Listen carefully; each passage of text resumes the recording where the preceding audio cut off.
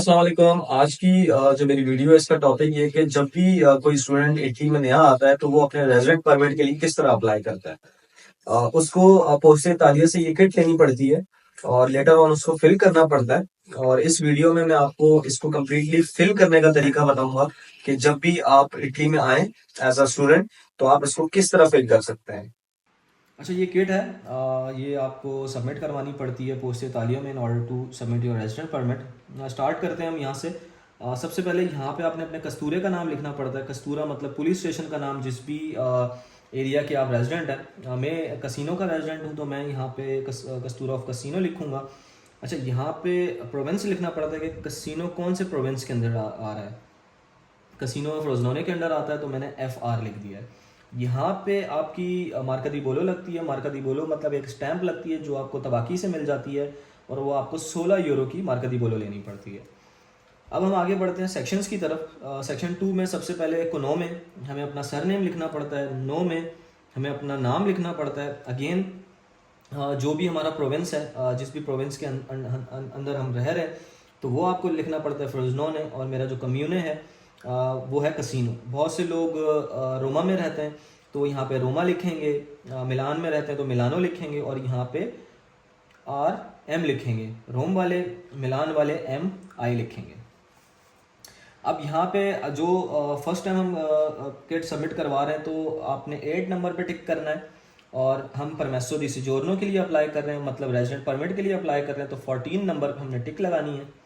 उसके बाद 16 नंबर बहुत इंपॉर्टेंट है क्योंकि यही हमारी कैटेगरी डिसाइड करता है। क्योंकि जब हम स्टूडेंट के लिए अपनी रेजिडेंट परमिट को फिल आउट कर रहे होते हैं तो यहाँ पे हमने 24 कोड लिखना होता है, क्योंकि ये जो कोड है ये स्टूडेंट को रिप्रेजेंट करता है। अब हम आगे बढ़ते हैं तो यहाँ पे आपने मॉड्यूल 1 पे सेलेक्ट करना है, क्योंकि मॉड्यूल 1 इज़ फॉर स्टूडेंट। यहाँ पे आपने अपनी डेट ऑफ सबमिशन लिखनी है। जिस भी डेट को आप पोस्टे तालिया में अपनी स्किट को सबमिट करवा रहे हैं, यहाँ पे वो डेट आएगी, यहाँ पे आपका सिग्नेचर आ जाएगा। अब हम आगे बढ़ते हैं सेक्शन 3 की तरफ। यहाँ पे आपको अपना कोडिce फिस्काले लेना होता है, लिखना होता है, क्योंकि this is the first task. जब आप इटली लैंड करते हैं तो आपने अपना कोडिce फिस्काले एजेंसी अंतराता से लेना पड़ता है, और वो नंबर आपने यहाँ पे मेंशन करना पड़ता है। अगर आप अनमैरिड हैं तो आपने यहाँ ए लिखना है। अगर आप मैरिड हैं तो आपने यहाँ पे बी लिखना है। सेक्स आपका मेल है तो एम लिखेंगे, फीमेल है तो ऑब्वियसली एफ लिखेंगे। यहाँ पे आपकी डेट ऑफ बर्थ आ जाएगी। यहाँ पे आपकी नेशनलिटी आ जाएगी। नेशनलिटी पी, जिस तरह मैं पाकिस्तान से बिलोंग करता हूँ तो मैं पी ए के लिखूँगा, और यहाँ पे जो आपका कंट्री ऑफ बर्थ है तो यहाँ पे वो आ जाएगा। आप रेफ्यूजी नहीं हैं, आप डेफिनेटली स्टूडेंट हैं, तो यहाँ पे नो पे क्लिक कर देंगे। अब सेक्शन 4 आता है। सेक्शन 4 में हमें अपने पासपोर्ट की डिटेल देनी पड़ती है। अब यहाँ पे 3-4 ऑप्शंस हैं कि आपके डिफरेंट टाइप ऑफ पासपोर्ट्स होते हैं, तो लेकिन हम एक ऑर्डिनरी पासपोर्ट पे, एक स्टूडेंट यहाँ आता है तो यहाँ पे हम पासपोर्ट पे क्लिक करेंगे। 44 पे हम अपने पासपोर्ट का नंबर देंगे, और 45 पे हम अपने पासपोर्ट की एक्सपायरी डेट देंगे। याद रखिएगा, not issuance date, expiry date. अब 46 का मतलब होता है कि आपका पासपोर्ट किसने इशू किया है। आप जितने भी स्टूडेंट्स यहाँ आते हैं तो वो जिस भी कंट्री से आते हैं तो उनका पासपोर्ट गवर्नमेंट ने इशू किया हुआ था, तो गवर्नमेंट कोड ये है 01। दैट मीन्स कि आपकी गवर्नमेंट ने आपका पासपोर्ट इशू किया हुआ है। सेक्शन 5 बहुत ज़रूरी है। जो students first time Italy enter होते हैं तो उनको ये छोटी सी डिटेल फिल करनी पड़ती है। तो इस डिटेल में क्या क्या है वो मैं आपको बताता हूँ। 48 पे जिस दिन आपकी इटली में एंट्री हुई होती है, तो दैट मीन्स जब भी इमिग्रेशन ने स्टैम्प की हुई होती है, जो स्टैम्प की डेट होती है वो आपको यहाँ पे मेंशन करनी पड़ती है। 49 का मतलब है कि आपने कौन से एयरपोर्ट पे लैंड हुए हैं। रोमा फैमचिनो पे हुए हैं, नेपलिस से हुए हैं, मिलानो में हुए हैं, जिधर भी आप लैंड हुए हैं तो यहाँ पे आपको उस एयरपोर्ट का नाम लिखना पड़ता है। 50 मतलब 50 का नंबर है, आपने अपने वीज़े का नंबर देना है। वीज़े का नंबर, ये आपका वीज़ा है तो इस यहाँ पे आपका एक नंबर दिया हुआ होता है, वो आपके वीज़े का नंबर है, तो वो आपने यहाँ पे मेंशन करना पड़ता है। अब जिस तरह यहाँ पे 51 भी है और 53 भी है। 51 का मतलब होता है कि आप सिंगल एंट्री पे आए हैं, और 53 का मतलब होता है आप मल्टीपल एंट्री पे आए। जितने भी स्टूडेंट्स यहाँ पे स्टूडेंट वीज़ा लेकर आते हैं वो मल्टीपल एंट्री पे आते हैं, तो यहाँ पे आपने मल्टीपल एंट्री पे टिक करनी है। उसके बाद आप आ जाते हैं 55 पे। 55 का मकसद ये है कि आपने अच्छा सॉरी, 54 का मतलब है कि आपका पर्पज़ क्या है। पर्पज़, आप स्टूडेंट हैं तो आपने यहाँ पे स्टूडियो लिखना है। STUDIO मीन्स आप एज अ स्टूडेंट यहाँ पे एंटर हुए हैं। अब आपकी ड्यूरेशन ऑफ योर वीज़ा कितने होते हैं? 365 डेज होते हैं। डजेंट मीन कि आप कब आ रहे हैं या नहीं आ रहे, लेकिन जो पासपोर्ट पे आपके 365 डेज लिखे हुए होते हैं, that means your visa issued for 1 year.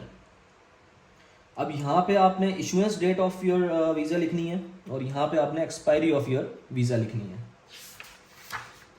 अब हम आगे बढ़ते हैं। आगे बढ़ने के बाद हम 63 पॉइंट पे आते हैं। 63 का मतलब है कि हम 1 साल की अपनी रेजिडेंट के लिए अप्लाई करना चाह रहे हैं। यहाँ पे 2 साल की रेजिडेंट का भी ऑप्शन होता है, लेकिन ये डिफरेंट कैटेगरी पे डिपेंड करता है। लेकिन हम एज अ स्टूडेंट हम 1 साल के लिए 1 साल की परमिशों के लिए अप्लाई करते हैं।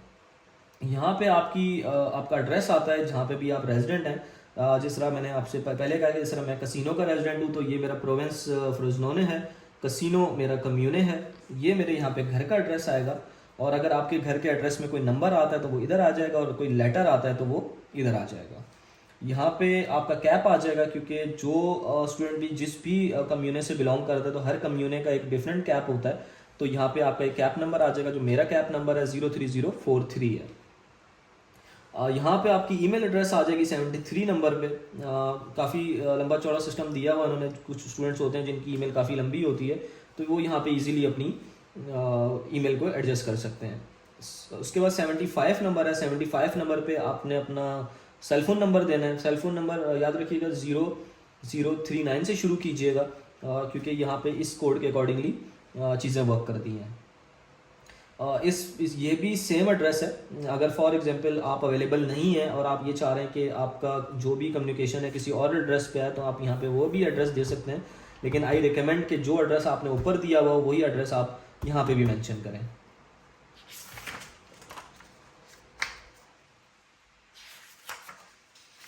ओके, अब हम पेज नंबर 5 पे आ जाते हैं। पेज नंबर 5 पे आपने जस्ट यहाँ पे नो कर देना होता है, क्योंकि इसका मतलब ये है कि आप अजीलो नहीं है या आप कोई फैमिली के साथ नहीं है। तो ये बेसिकली जनरलाइज मतलब है इसका।